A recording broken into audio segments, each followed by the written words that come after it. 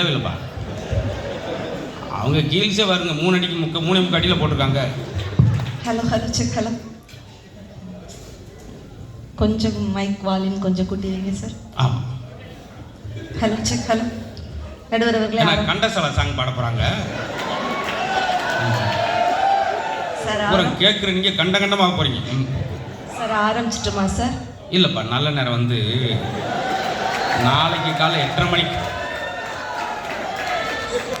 ரொம்ப மக்கள் பாங்கோட இருக்கிறாங்க சார். அப்போ நாங்கள் நொங்கோடியா இருக்கோம். சாகும் போதும் விளங்குன மாதிரி தான் பொழப்பு. ஆமாம், ஒரு ஆளை வந்து பேச சொல்லி இத்தனை 1500 காத்திருக்காங்க. ஆர்வம் என்ன பேச போகிறாங்க? ஆர்வமாக இருக்கும்போது சாகும் போதும் சார் தமிழ் வணக்கம் தான் சார். அதுதான் இப்படியா செத்த பண்ணி எப்படி வணக்கம் சொல்லுவான்? சாகும் போதும் இப்போ தானம்மா செத்தான் சார். தமிழ் வணக்கம் தான் சார். சாகும் போதும் தமிழ் படித்து சாக வேண்டும், எந்த சாம்பலும் தமிழ் மனம் கமழ்ந்து வேக வேண்டும் என்று சொல்லி முத்தான தமிழுக்கு முதற்கோடி வணக்கங்களை வைத்துவிட்டு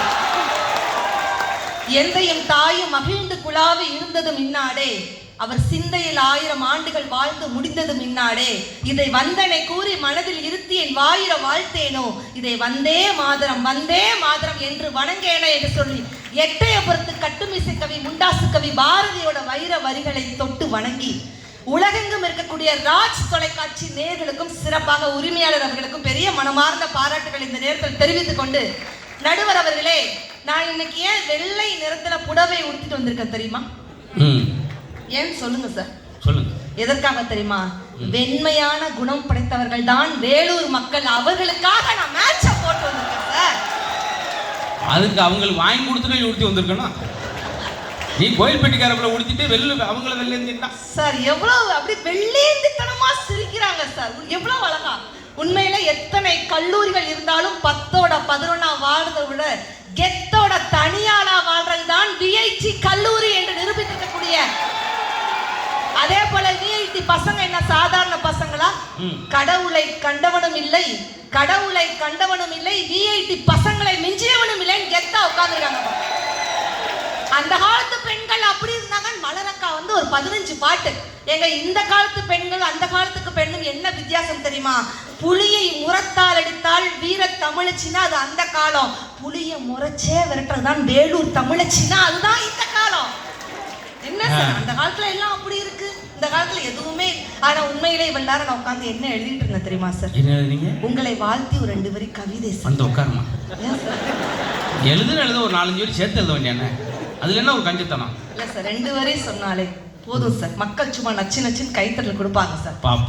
கற்றோருக்கு சென்ற இடமெல்லாம் சிறப்பு அப்படின்னா அது அந்த காலங்க. மதுரை முத்து சென்ற இடமெல்லாம் சிரிப்பு அப்படின்னா அதுதான் இந்த காலம். பாத்தீங்களா சார்? இது என்ன கவுண்டர் சொல்லுன்னு எனக்கு தெரியலையே. எதுவுமே சொல்ல வேண்டாம் சார். உங்களுடைய கவுண்டருக்கு வெறித்தனமான ஃபேன்ஸ் உட்கார்ந்துருக்காங்க பாத்தீங்களா? 7000 ரூபா கொடுத்து செலவழிச்சு கூட்டு வந்து எனக்கு தாமா தெரியும். ஏங்க, தமிழர்கள் எங்க போனாலும் பொழைச்சுக்கிடுவாங்க. நீங்க என்னதான் இன்னைக்கு பழமை மாறிடுச்சு, பாரம்பரியம் மாறிடுச்சு, அது நல்லா இல்ல இது நல்லா இல்ல, எங்க போனாலும் நம்ம தமிழர்கள் பொழைச்சுக்கிடுவாங்க. இன்னைக்கும் சொல்றேன், ஒரு ட்ரெயின் போய்கிட்டு இருக்குது.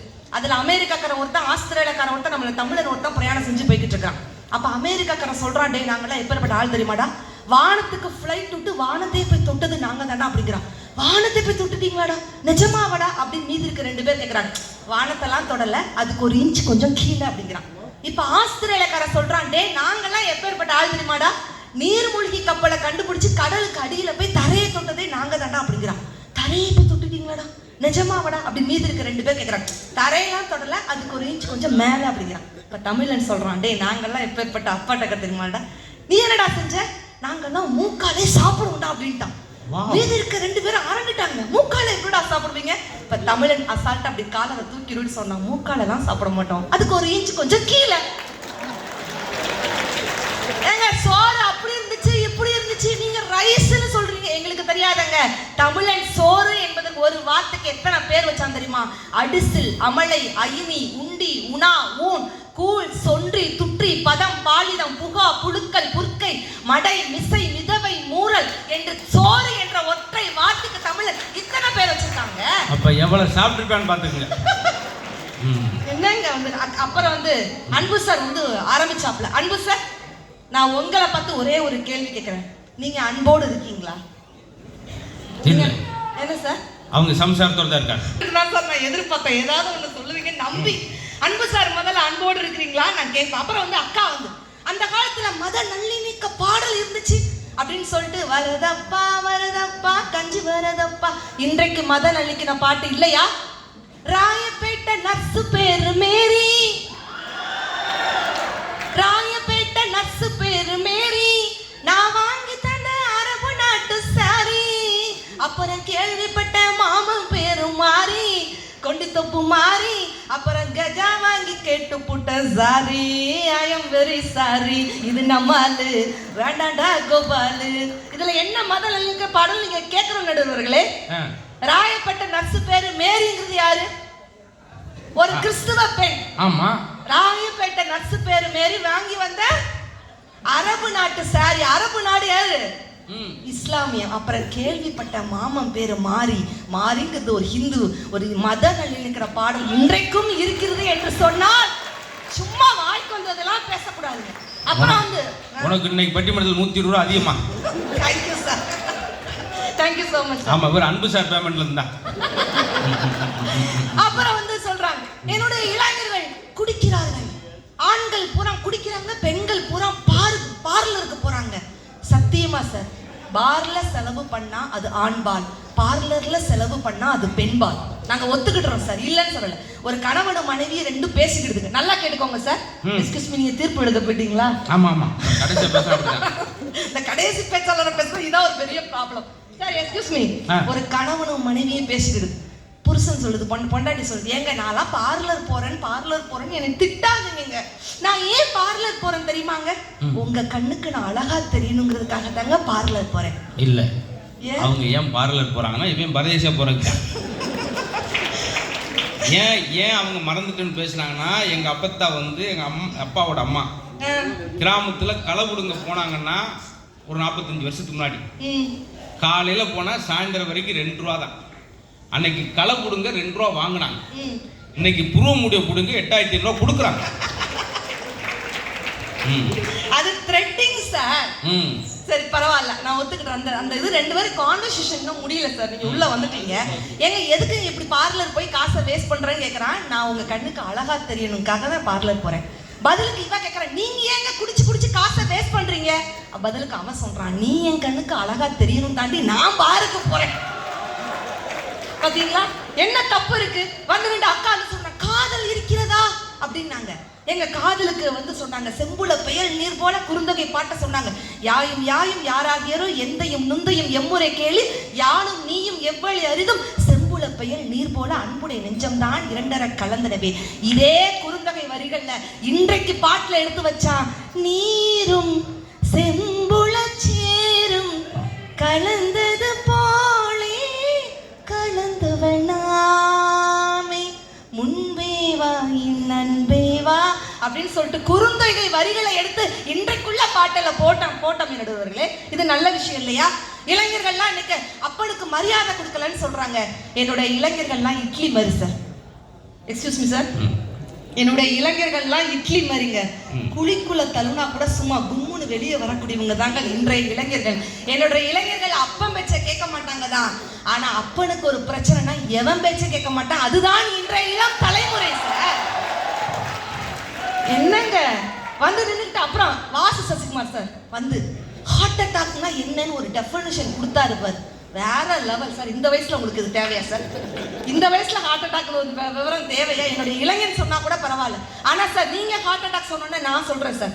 எக்ஸ்கியூஸ் மீ சார், எனக்கு போன வாரம் பயங்கர நெஞ்சு வலி சார். பயங்கர நெஞ்சு வலி. நைட்டு 2 மணிக்குங்க ஆம்புலன்ஸ் நைட் 2 மணிக்கு வீட்டு வாசல் வந்து நின்னுச்சு. நானும் ஒரு 2500 ஆம்புலன்ஸ் சவுண்ட் கேட்டிருக்கேன். இப்படி ஒரு வீவின்னு ஒரு ஆம்புலன்ஸ் நான் பார்த்தேன். சரி ஓகே சார். வேகமா அப்படி வந்து நின்னுச்சு. நைட் 2 மணிக்கு ஹாஸ்பிட்டல் அப்படியே ஸ்ட்ரக்சர் எடுத்துட்டு வேகமா தூக்கிட்டு போறாங்க. டாக்டர் ஃபுல்லாக செக் பண்ணி பார்த்துட்டு என்ன சொன்னாங்க தெரியுமா சார்? ஹார்ட்ல சின்னதா ஓட்டை இருக்குன்னு சொல்லிட்டாங்க சார். டாக்டர் என்ன அமைதியாயிட்டாங்க எல்லாரும். ஆமா, கொத்தனார் கூப்பிட்டு அடைக்க வேண்டியானே. இல்லைங்க சார், ஹார்ட்ல ஓட்டை இருக்குன்னு சொல்லிட்டாங்க. டாக்டர் சொல்லிட்டாங்க உடனடியா ஆபரேஷன் பண்ணி ஆகணுமா, ஹார்ட்ல ஓட்டை இருக்குன்னு சொல்லிட்டாங்க. நான் என்ன சொன்னேன் தெரியுமா சார்? டாக்டர் ஆபரேஷன் பண்ணிடாதீங்க டாக்டர். ஏம்மா ஆபரேஷன் பண்ணணுமா, ஹார்ட்ல ஓட்டை, டாக்டர் ஆபரேஷன் பண்ணிடாதீங்க டாக்டர். ஏம்மா அது ஓட்டை இல்லை டாக்டர், என் வீட்டுக்காரர் வந்து போற வாசல்னு சொன்ன. சரி எல்லாம் கிளம்புவோமா சார்? இனிமேல் நம்ம இங்க இருந்தா பூரா பித்து பிடிச்சி போய் அவ்வளவுதான், சட்டை கழிச்சுட்டு ஓட வேண்டிய சூழ்நிலை கலாயும். நாம என்னமோ ஒரு கதை சீரியஸா கேட்டுட்டு இருக்கோம் இன்னைக்கு வரைக்கும் சார். இதை கேட்டு எங்களுக்கு அட்டாக் வந்துருக்கு போல சார். இன்னைக்கு வந்து கணவன் மனைவி உறவு அப்படி இருக்கு இப்படி இருக்கு. என் வீட்டுல நடந்த சம்பவத்தை நான் சொல்றேங்க. நான் எழுத்து வீடு பக்கத்து வீடு எதையுமே சொல்லல சார்.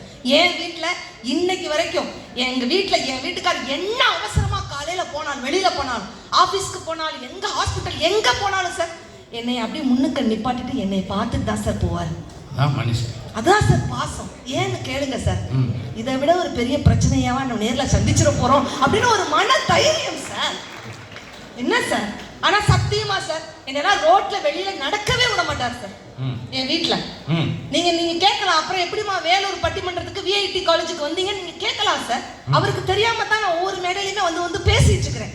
ரோட்ல இல்ல சார், தெருவுக்கு கூட என்ன வர விட மாட்டார் சார். சார் தெருவுக்கு வர மாட்டார், ரோட்டுக்கு வர விட மாட்டார், வெளியிலே வந்து நிக்கவே விட மாட்டார் சார். ஏன் தெரியுமா சார்? ஏன் தெரியுமா சார்? சொல்லுங்க. ரோட்டுக்கே வர விட மாட்டார் சார். ஏன்னா 60 கிலோ தங்கத்தை நான் தூக்கிட்டு போறேனா சார். எங்க பையா? அது நான் தான் சார். என்ன சார் என்ன உட்காந்துருக்கீங்க? நான் நடுவர், நான் கடைசியில் வரலாம். ரைட், நீங்களே நான் கிளம்பிருக்கலாமே சார். காட்பாடி பஸ்ஸுக்கு போனா பிடிச்சலாம். நீங்க என்ன சார் ரோசம் கட்டு போயிட்டோமே சார்? சார் நேத்து நடந்த சம்பவத்தை கேளுங்க சார். நேத்து காலையில எங்க அப்பா பத்தி நீங்க அவ்வளவு தூரம் சொன்னீங்க. நேத்து காலையில எங்க அப்பா வந்து அரெஸ்ட் பண்ணிட்டாங்க சார். எதுக்கு? காவல்துறை அதிகாரி வந்து அரெஸ்ட் பண்ணிட்டாங்க. இப்ப கொஞ்சம் எந்த சில்லவில் இருங்க, ஏன்னா இதான் உங்களுக்கு பினிஷிங் சார். ஏன்னு கேளுங்க சார், ஐபோன் சிலையை வீட்டுல வச்சிருந்தா தப்பாமே? ஆமா, அது நான் தான் சார். நீ யாரும் தப்பா நினைக்க வேணாம். ஒரு 4 நாள் அந்த பிள்ளை கொஞ்சம் மன உளைச்சல், கொஞ்சம் மனநிலை பாதிக்கப்பட்டிருக்கோம். டாக்டர்கிட்ட 2 நாள் விட்டா இப்போ அவரு மனநோயாட்ட இந்த பிள்ளை தெரிஞ்சிருச்சு சார். இப்ப இத்தனை பெண்கள் இருக்கிறாங்கல்ல, திருமணம்ங்கிற ஒரு உறவுலாம் இன்னைக்கு வந்ததுக்கு அப்புறம் விவாகரத்து நிறைய இருக்குன்னு சொன்னாங்க. திருமணம்ங்கிறது குலம் கேட்டு, குடும்பம் அறிந்து, ஜாதகம் எடுத்து, பொருத்தம் பார்த்து, நல்லதொரு நாள் பார்த்து, உறவுகளையும் நட்புகளையும் அழைத்து, 10 நாள் முன் வந்து பங்காளிகள் பந்தலிட்டு, 3 நாள் முன் வந்து முகூர்த்த காலிட்டு, 3 முடிச்சு போட்டு 2 மனங்கள் இணைந்து ஒரு மனமாவதுதான் திருமணம் என்று சொன்னால், வெளிநாட்டுக்காரங்க இன்னைக்கு வரைக்கும் நம்ம நாட்டு திருமணத்தை பார்த்து ஆச்சரியப்படுறாங்களே, அதுதான் திருமண பந்தம் சார். இன்னைக்கு அப்படி திருமணங்கள் நடக்கிறது இல்லையா? யோசிச்சு பாருங்க, எவ்வளவோ விஷயங்கள் அடுக்கடுக்கான். ஒரு பழைய பாடல்கள், அக்கா நிறைய பாடல்கள் சொன்னாங்க. இந்த பாடலை நான் சொல்றேன், நீங்க எல்லாருமே கேள்விப்பட்டிருப்பீங்க. குக்கு குக்கு தாத்தா தாத்தா களவெட்டி அள்ளி மலர்கொடி அங்கதமே, ஒட்டாத ஒட்டாத சந்தனமே, முள்ள மலர்கொடி முத்தாரமே, எங்கூரு குத்தாளமே, சுருக்கு பையமா வெத்தல மட்டையம்மா, சுமந்த கையம்மா மத்தரம் கொட்டுமம்மா, தாயம்மா என்ன பண்ணமாயம்மா, வள்ளியம்மா பேராண்டி, சங்கதிய கூரேண்டி, கண்ணடிய காணோம் இந்தாட பேராண்டி அப்படின்னு சொல்லிட்டு அதுல ஒரு வரிகள் வரும் கடைசி. என்ஜாயி வாங்கோ வாங்கோ ஒன்னாயி, அம்மா நீ அம்மாடி, இந்தா மும்மாரி, குக்கு குக்கு என்ஜாமி அப்படின்னா என்ன அர்த்தம் தெரியுமா? நிறைய பேர் என்ஜாய் பண்ணு நீங்க நினைக்கிறீங்க, அது உண்மையான அர்த்தம் இல்ல. என்ஜாமி அப்படின்னா தாத்தா பேரனை எப்படி சொல்லுவாங்களாம், அந்த காலத்துல இருந்து நீங்க சொல்றீங்களா பழமை பாரம்பரியம், தாத்தா இன்றைக்கு வரைக்கும் தன்னுடைய பேர குழந்தையே என் சாமி பிறந்திருக்கிறான்டா அப்படின்னு சொல்றதுல அதைத்தான் என் சாமி என்று சொன்னாங்க. என் ஜாயி என்ன சொன்னாங்க தெரியுமா? தாத்தா பேத்தியை பார்த்து சொல்கிறார், என் ஜாயியா, என் மகா, என் ஆயிம்பாங்கல்ல, என் ஜாயி பிறந்திருக்கிறா அப்படின்னு சொல்லக்கூடிய உறவுகள் இன்றைக்கும் இருந்து கொண்டிருக்கின்றன. அதை பாடல்களில் நாங்கள் கொடுத்து கொண்டிருக்கிறோம் என்று சொன்னால் பழமை பாரம்பரியம் மதிக்கப்படுகிறதா மறக்கப்படுகிறதா சார்?